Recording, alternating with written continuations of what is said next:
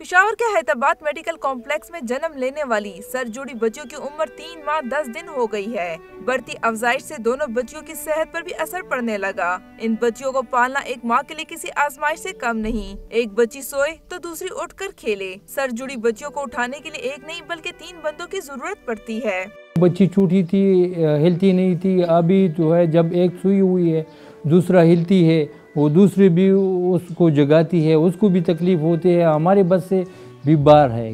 Sir जुड़ी बच्चियों की पैदाइश पे सूबाई हुकूमत ने बुलंदो बांग दावे किए, जबकि बच्चियों की पैदाइश माहिरीन ने भी सर जोड़े, लेकिन ताहाल पिम्स अस्पताल में सर जुड़ी बच्चियों के लिए मेडिकल बोर्ड भी तश्कील ना दिया जा सका। मेडिकल बोर्ड बनेगा तब इंशाल्लाह ये काम हो जाएगा। जब तक मेडिकल बोर्ड नहीं बनेगा, जब तक पता नहीं चलता कि ऑपरेशन यहाँ मुमकिन है कि नहीं, तब तक कोई काम नहीं कर सकते हम। हैदराबाद मेडिकल कॉम्प्लेक्स में बनने वाली मेडिकल बोर्ड के मुताबिक सर जुड़ी बच्चों का ऑपरेशन 1 साल में होना नामुमकिन है। हमने अपनी रिकमेंडेशंस दी अपने इंस्टीट्यूट को। बुनियादी तौर पे इंस्टीट्यूट ने हमारे जो है उन्होंने प्रोविंशियल गवर्नमेंट को फॉरवर्ड किए हैं।